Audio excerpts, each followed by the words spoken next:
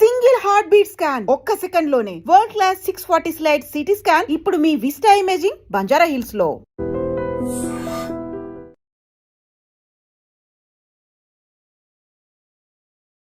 Welcome to I dream. నా పేరు లుంబిని. ఈరోజు మనతో పాటు ఉన్నారు ఖ్యాతన ఆరోగ్య కేంద్రం నుండి డాక్టర్ దిలీప్ గారు, expert in Ayurveda, acupuncture and natural sciences. ఆయనతో మాట్లాడదాం.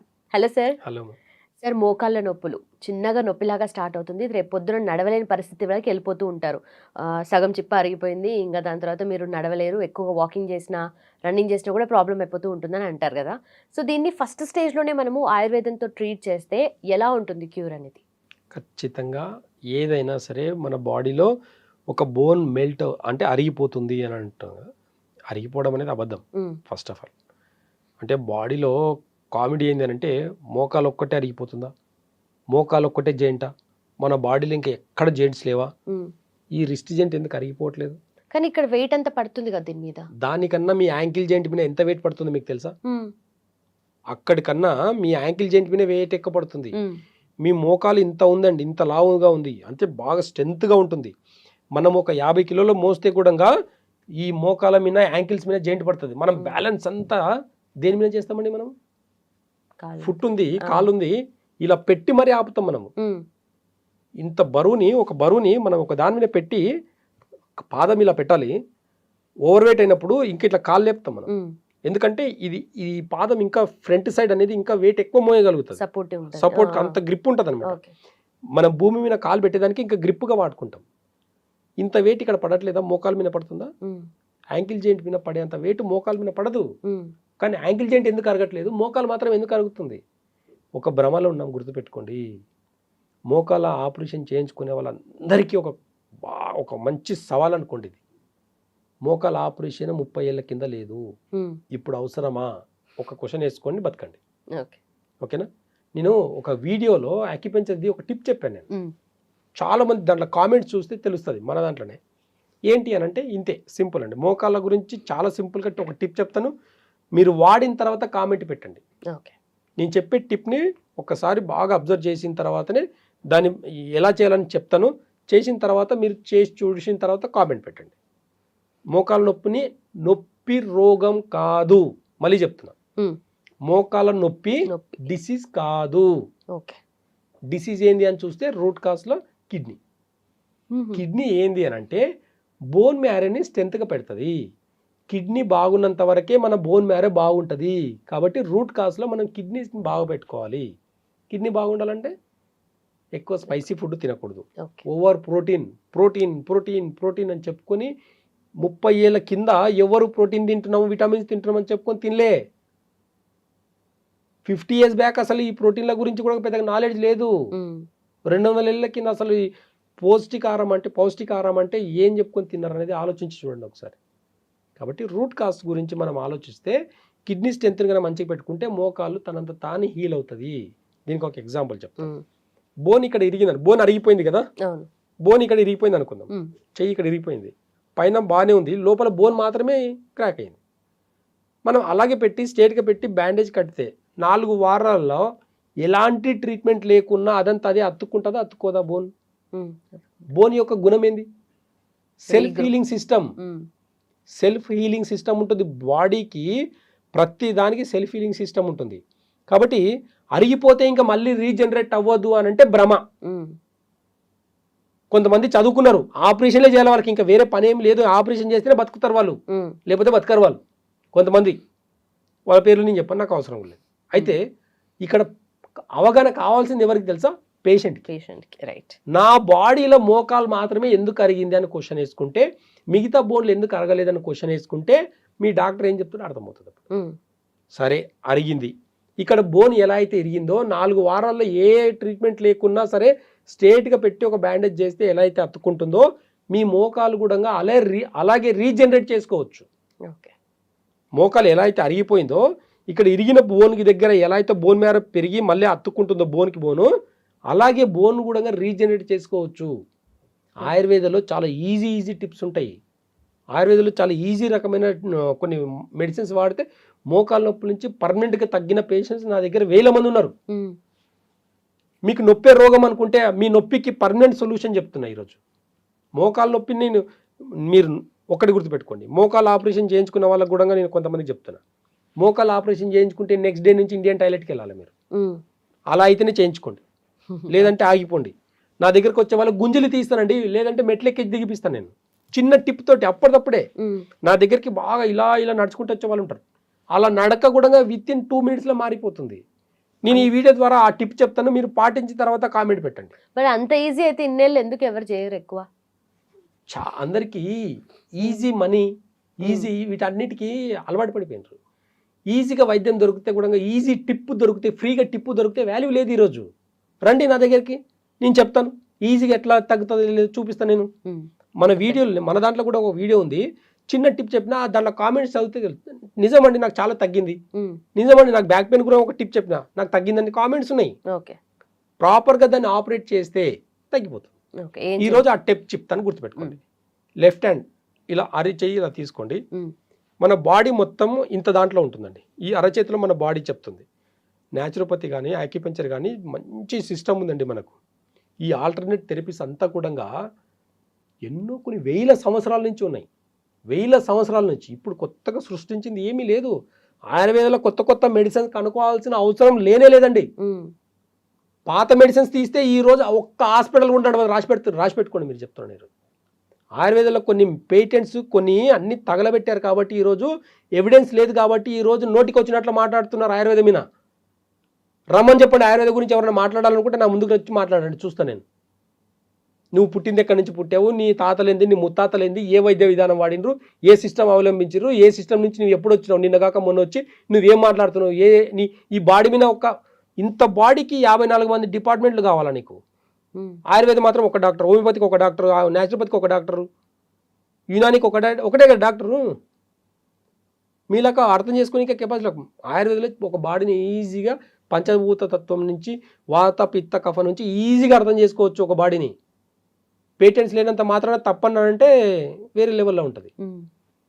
రూట్ కాజ్ ఏం చెప్తుందని చూస్తే, ఇప్పుడు యాక్యుపంక్చర్లో ఇది ఒక బాడీగా చూస్తాం అనమాట. ఏంది అంటే ఈ మిడిల్లో ఉన్నవి 2 కాళ్ళు, మన కాళ్ళు లోపలికి 2 ఉన్నాయి. ఇవి చూడండి, ఈ 2 చేతులు 2 బయటికి ఉన్నాయి. ఇది మొత్తం బాడీ, ఇది ఫ్రంట్ సైడ్ బాడీ, ఇది బ్యాక్ సైడ్ బాడీ. 2 కాళ్ళు ఉన్నాయి, 2 చేతులు ఉన్నాయి. ఇది తల భాగం, ఇది తల, ఈ 2 చేతులు, ఈ 2 కాళ్ళు. ఇక్కడ చాలా అద్భుతంగా మనకు కొన్ని లైనింగ్స్ ఉన్నాయి చూడండి. బాగా ఈ లాజిక్ ఎందుకు ఉందనేది సైన్స్కి ఒకటికి 100 సార్లు క్వశ్చన్ వేసుకొని ఆన్సర్ చెప్పండి, చూద్దాం. ఇక్కడ 2 కాళ్ళు అనుకున్నాం కదా, ఈ 2 కాళ్ళకు 2 గీతలు ఉన్నాయి కదా. ఇక్కడ ఈ 2 గీతలు ఎక్కడ మనకి జెయింట్, ఈ జెయింట్ ఉంది కదా, ఈ జెయింట్ యాంకిల్ జెయింట్. నీ లెగ్ ఇక్కడ నుంచి ఇక్కడ దాకా ఉంది అంటే 3 జెయింట్లు ఉన్నాయి. ఇక్కడ ఎన్ని జెయింట్లు ఉన్నాయి? 1 2 3. ఓకేనా? ఈ జెయింట్స్ ఉన్నాయి కదా, ఈ జెయింట్స్ యాంకిల్ జెయింట్. ఈ 2 జెయింట్స్ ఏంటి? మోకాలు, మధ్య భాగం నీస్ అన్నమాట. ఓకేనా? ఇవి 2 మోకాలు. ఈ కింద హిప్ జెయింట్, నడుము భాగం యొక్క జెయింట్. ఇప్పుడు చాలా సింపుల్గా చూడండి, ఇదొక జెయింట్, ఇదొక జెయింట్, ఇదొక జెయింట్. ఇక్కడ హిప్ జెయింట్ అంటే ఇది హిప్ బాల్ అనమాట. మనకు తొడ ఎముక అంటాం కదా, తొడ ఎముక అనమాట. ఇది తొడ ఎముకలు రౌండ్. ఓకేనా? ఇప్పుడు ఈ 2 చేతులు, ఈ 2 చేతులు అనుకున్నప్పుడు ఇదేంటి? ఈ లైన్ ఉంది కదా, ఇక రిస్ట్ జెయింట్. ఈ లైన్ ఉంది కదా, ఎల్బో జెయింట్. ఈ లైన్ ఉంది కదా, షోల్డర్, భుజం అనమాట. ఈ భుజం తర్వాత బాడీ అటాచ్ ఉంది. ఇక్కడ హిప్ తర్వాత బాడీ అటాచ్ ఉంది. ఇక్కడ షోల్డర్ తర్వాత బాడీ అటాచ్ ఉంది.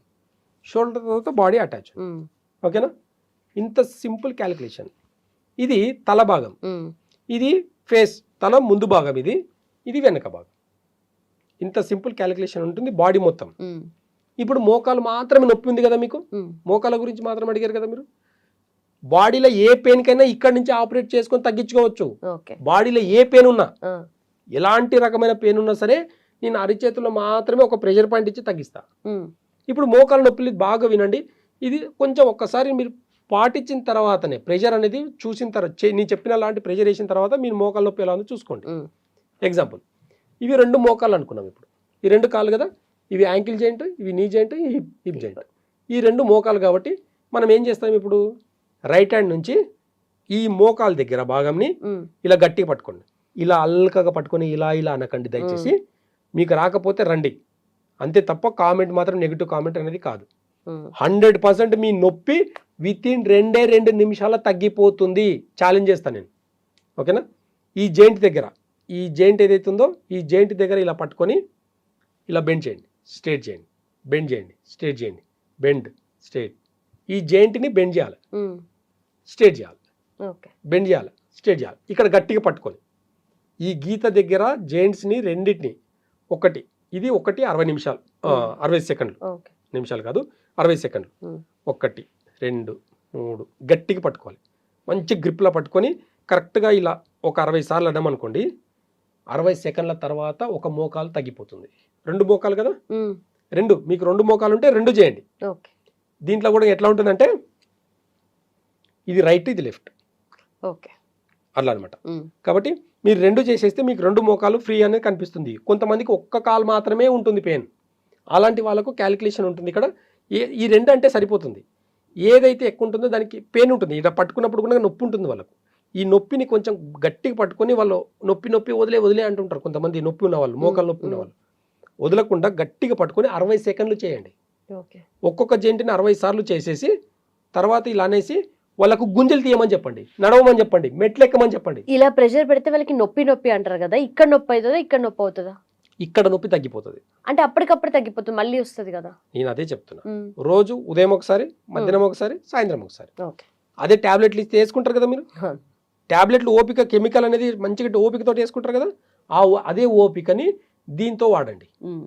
మీరు వాకింగ్ చేస్తున్నారా, మోకాల నొప్పి ఉండేవాళ్ళు వాకింగ్ చేయకూడదు, నడవకూడదు, ఇంకా అరిగిపోతాయి. ఉమ్. రోజుకు 5 ఫ్లోర్లు ఎక్కి దిగండి, ఎలా అరిగిపోతాయి నేను చూస్తాను. నేను ఇక్కడ కొన్ని ప్రెషర్ పాయింట్స్ ఏం చేస్తాయంటే కిడ్నీ రిలేటెడ్ పాయింట్స్ ఉంటాయి, సుజోక్ పాయింట్స్ ఉంటాయి, కొన్ని kidney related points, liver related points ఉంటాయి. ఓకే. ఈ కిడ్నీ లివర్ రిలేటెడ్ పాయింట్స్ వల్లనే మోకాల నొప్పులు వస్తాయి.